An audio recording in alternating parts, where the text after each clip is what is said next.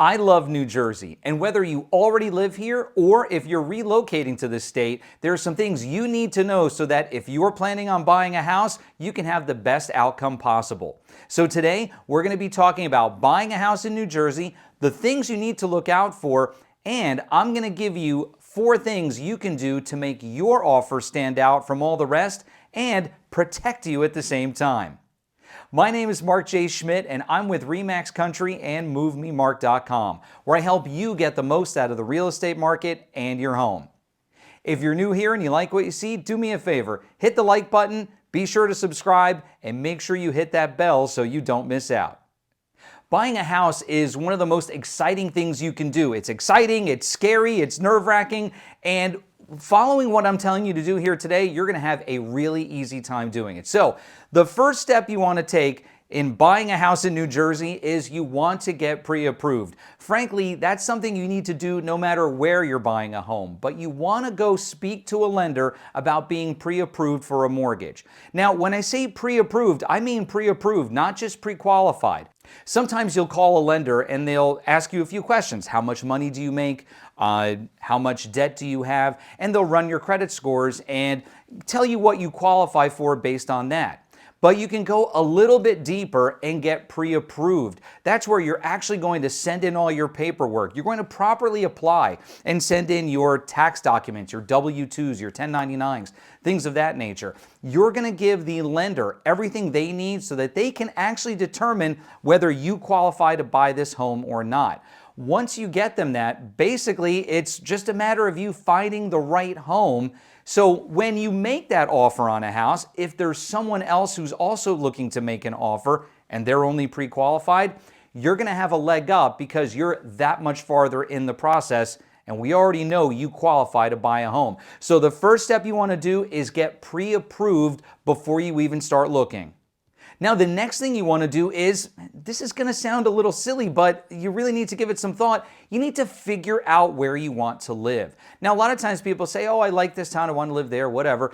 And obviously, liking the town where you want to live is a huge part of it, but you have to actually look into it a little bit deeper. So not only is it just about what kind of town do you want, are you looking to be like in a suburban area? Do you want to be in more of a city-like atmosphere? Do you want someplace with a nice downtown? Or do you want something that's really rural?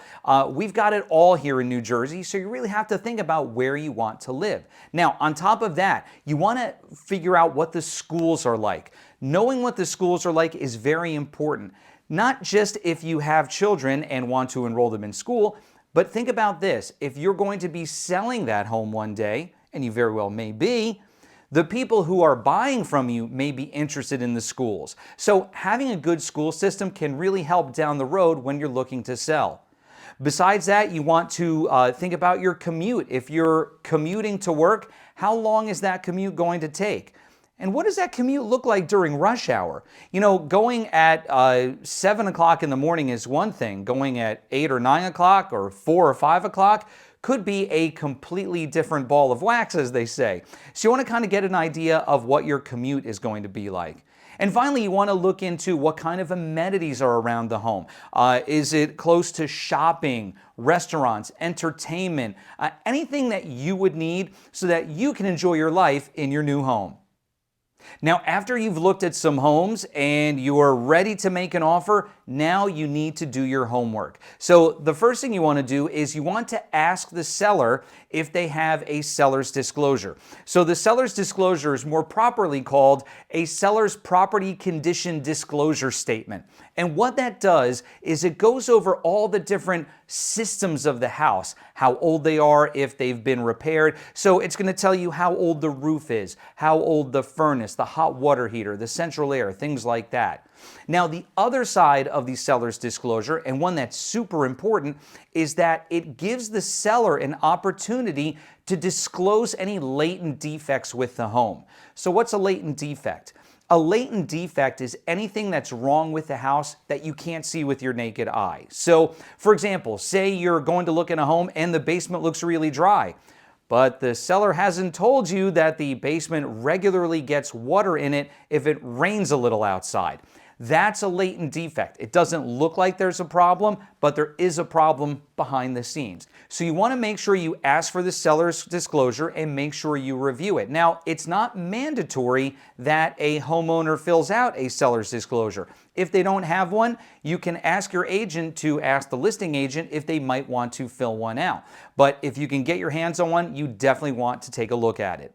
Next, you definitely want to go over comps. What are the comparable sales like of similar homes to the home that you're looking to buy?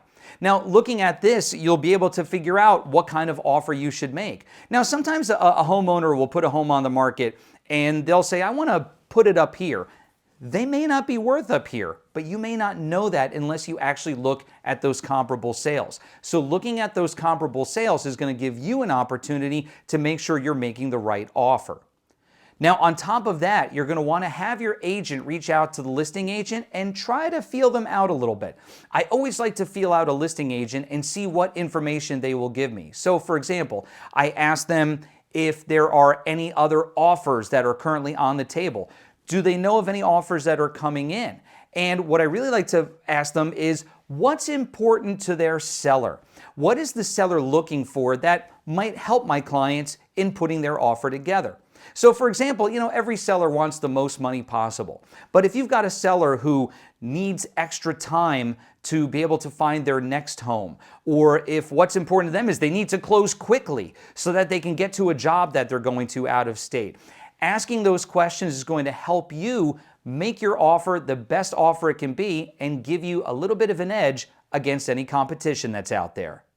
So speaking of competition, I promised you 4 things that you can do to make your offer stand out among any other offers that homeowner may be receiving. So if possible, the first thing you want to do is you want to offer a flexible closing. If you're in a situation where, say, you're in a month-to-month rental, or if you're living with family members and you don't have to be out by a certain time, offering a flexible closing will give that homeowner, that seller, the peace of mind to say, hey, you know what? I can take this deal and not feel like I have to be rushed out of my home. Now, number 2 is an important one. You should limit the home inspection, but don't waive it. Over the past couple of years, I've seen many buyers come to my listings and decide to waive the home inspection. I had one buyer's agent who submitted an offer, which my clients accepted, and she wrote in the contract, buyer to waive inspection in its entirety. That means they not only were they just not interested in negotiating any home inspection items, they didn't have a home inspection. They had nothing. You really don't want to do that. It really puts you at a huge disadvantage because, again, remember how I was talking to you about latent defects in the home? There could be things that you don't know about in that home, and a home inspection will bring them up. And so by completely waiving your inspection, you could be setting yourself up for disaster down the road. So limit the home inspection. You can let the seller know that you're not going to nitpick over little things. You're not going to worry about if the kitchen faucet handle is a little jiggly, but you want to limit it to, say, structural items, health items, safety items, fire dangers, things of that nature. But don't completely waive the inspection. Now, number 3, you could offer a use and occupancy, what you may know as a rent back or a lease back. This is when you and the seller would close on the sale of the home, but you wouldn't take possession right away. You would allow the seller to stay in the home for a certain amount of time so that they could either find their next home, or maybe you need to close early because you need to make sure your interest rate doesn't expire with the loan that you're getting. But that's another way that you can make it easier for the seller and also close on time and get the interest rate that you're looking for. Now, finally, a big thing that's been going on over the past couple of years is buyers waiving the appraisal. Now, the market has changed a little bit since, it was so utterly crazy during COVID times, but you still might want to waive the appraisal a little bit. I don't think you need to go and completely waive the appraisal, but if you're making an offer on a home and your offer is above the asking price, you might want to consider at least waiving what you're going above asking price. So, for example, if the home is listed for $350 and you're making an offer of $370, you might want to waive that $20,000 that you're above the asking price. So really all waiving the appraisal means is that if the appraisal were to come in short, you would make up to $20,000. So basically, in that $350 and you're offering $370 scenario, you would want the house to at least appraise for $350 and you would make up the rest. Personally, I don't like to see buyers go and waive below the seller's asking price because listen, if they went through the comps with their agent, if they settled on this price, they're the ones who say that their home is worth that price, so they should be the ones to prove it. Now, if you're saying it's worth more and you're willing to offer more, then you should waive what you're offering above that asking price. But again, you don't need to waive the whole thing. Protect yourself, only waive a limited part of it. Once your offer is accepted, you then have to get past the 3 hurdles. I call these the 3 hurdles of buying a home. The first is attorney review. You have the right to have an attorney review the contract, as does the seller. Now, during attorney review, either party can cancel the contract for any reason. So if the seller receives another offer that they like better, they could kick your offer to the curb and take that other offer. Now, likewise, say you decide, hey, you know what? An angel came to me in a dream and said I should not buy this house. You can kill the deal during attorney review. There's no penalty for killing the deal during attorney review. Like I said, either party can cancel the contract for any reason. The second hurdle is home inspections. You have the right to have a home inspection. Now, remember I told you, don't waive the inspection, just limit it. So you can go in and find out if there's anything really wrong with the house that is going to be an issue. Now, for you, if there is a problem with the house and you and the seller can't agree on a solution to it, whether it's they're going to fix the problem or they're going to give you a credit at closing so you can fix the problem, you then have the option to walk away. If you can't come to terms, you can cancel the deal. So that's the second hurdle. Hurdle number 3 is called the mortgage contingency clause. That's the date by which you have to have your mortgage commitment from your lender. So that date usually comes 30 days after the end of attorney review, and if you don't have your mortgage commitment by that date, either party can cancel the contract. The reason we do this, where either party can cancel the contract, one is so that if for some reason you no longer qualify for the loan, say maybe you lost your job and now the bank won't give you a loan anymore, you have to have the ability to get out of that contract.